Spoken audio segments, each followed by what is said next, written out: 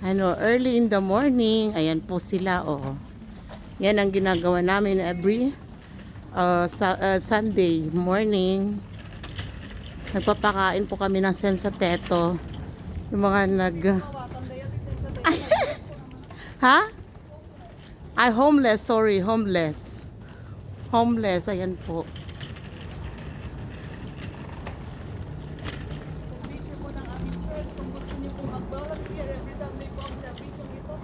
Ayun na, halika.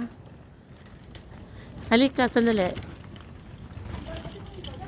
Ayan po. Serbisyo ng aming church ito from year 2000?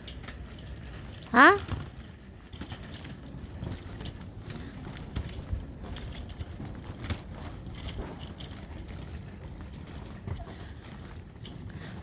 Pag gusto nyo pong mag-volunteer, nag-i-start kami ng 7 o'clock dito sa Foro Lambertengi 28 sa church ng United Methodist Church.